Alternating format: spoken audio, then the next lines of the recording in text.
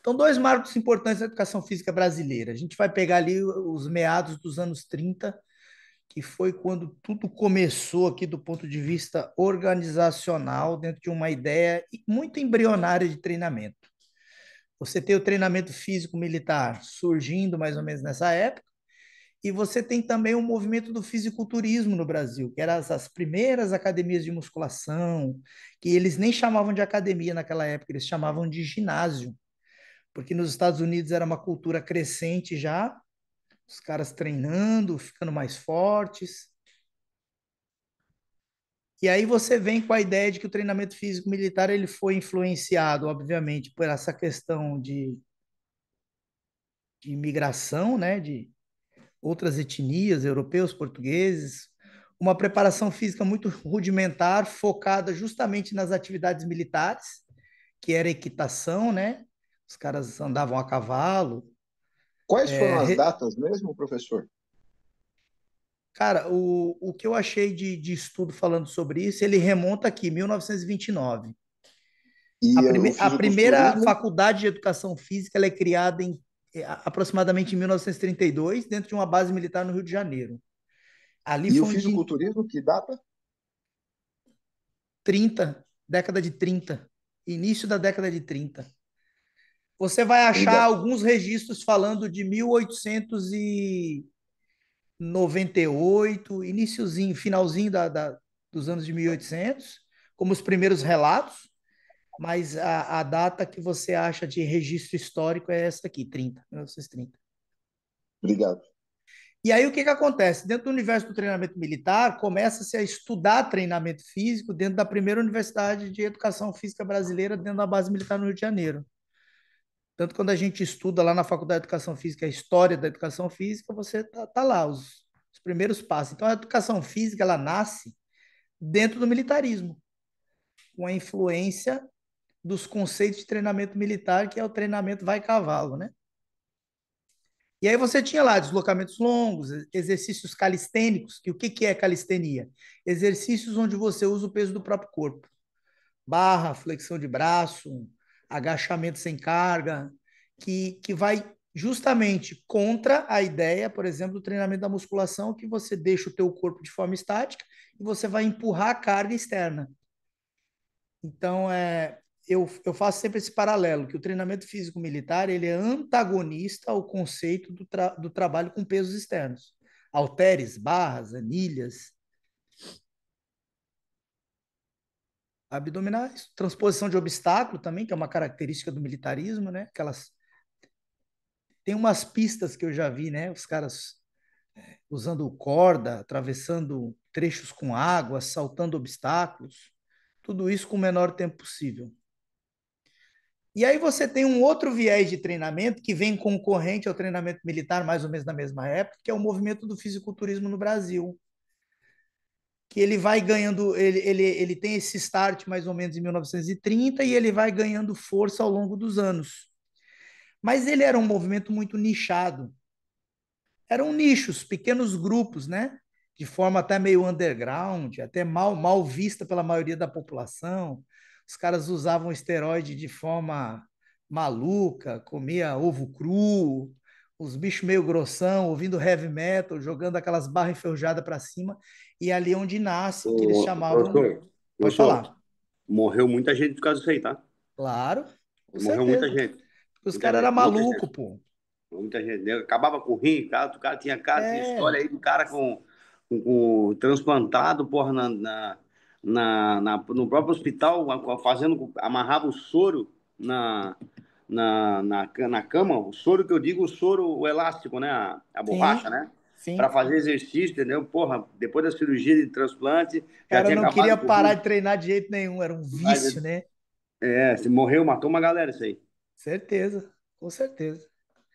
E aí você tem mais ou menos aqui nos anos 80 o crescimento e a profissionalização desse tipo de esporte, que é onde começa a surgir mais academias, onde as pessoas começam a criar um viés mais competitivo.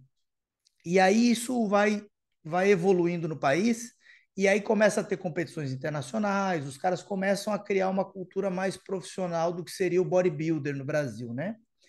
E esse movimento ele influenciou muito o que posteriormente se transformou nesse universo de academias que a gente conhece, inclusive na formação dos professores de educação física. Porque o que, que você tinha a nível de treinamento alguns anos atrás? Conceitos de treinamento baseado em cima de todo esse contexto que foi construído no universo do fisiculturismo ao longo de décadas. E eu digo isso porque eu me formei no ano de 2008 e na Faculdade de Educação Física, lá no Rio Grande do Sul, eu tive uma disciplina chamada musculação, onde eles ensinavam a gente a prescrever treinos baseado em cima desta lógica. Então, se o cara tivesse um objetivo diferente, por exemplo, de ficar grande, eu, enquanto professor, teria dificuldade de prescrever, porque tudo que a gente estudava era baseado em cima do fisiculturismo, é ganhar músculo. É você montar sequências de treinamento com o objetivo do cara ficar grande, ficar forte, ficar com o braço grande, o ombro grande. Era uma lógica que a gente herdou, academicamente falando, do universo do fisiculturismo. Só posteriormente que as coisas foram mudando. Mas se vocês imaginarem que o senso comum de treinamento hoje é baseado em cima da lógica de você ficar o maior possível, talvez muitos de vocês frequentaram academias em que você vai lá, troca uma ideia com o professor, o cara monta um treino que você vai fazer e esse treino tem o objetivo de te deixar grande. E aí a gente vai continuar conversando sobre isso e vocês vão entender que essa não é uma lógica que faz muito sentido do ponto de vista prático.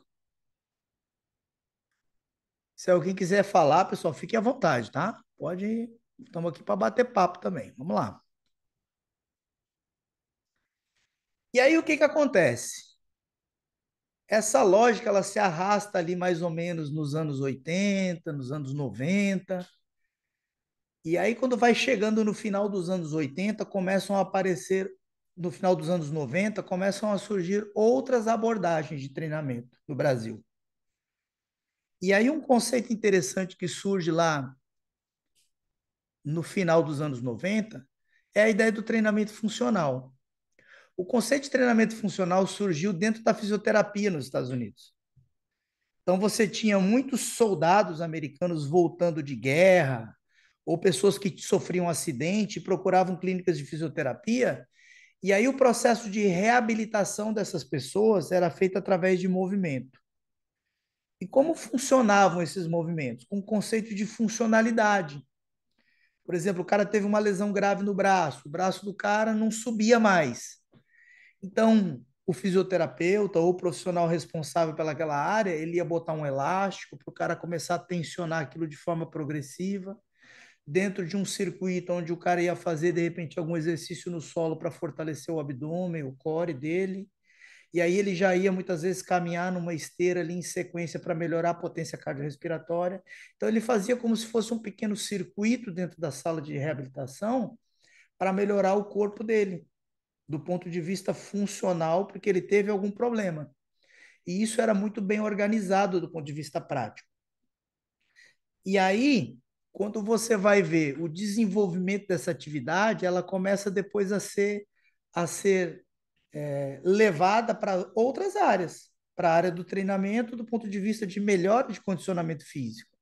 E aí é onde, lá em meados dos anos 2000, você começa a ter a utilização no ambiente militar, no ambiente de treinamento desportivo, de você criar circuitos de exercícios com um objetivo fim bem pré-determinado, aonde você vai trabalhar grupos musculares e valências físicas que você determina, organizando isso em estações.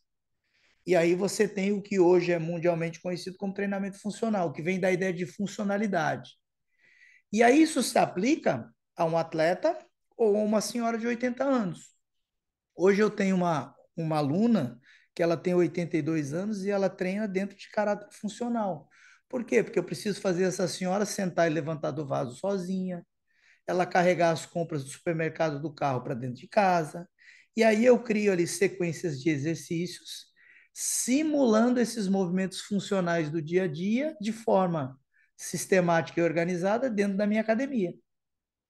Então, por que que eu estou explicando isso para vocês? Para vocês entenderem a nomenclatura, porque às vezes você olha treinamento funcional, você imagina um monte de cone amarelo, uma escadinha de agilidade, e todo mundo correndo na beira da praia, fazendo polichinelo, mas você não entende qual é a lógica disso. Então, funcional vem da ideia de funcionalidade física.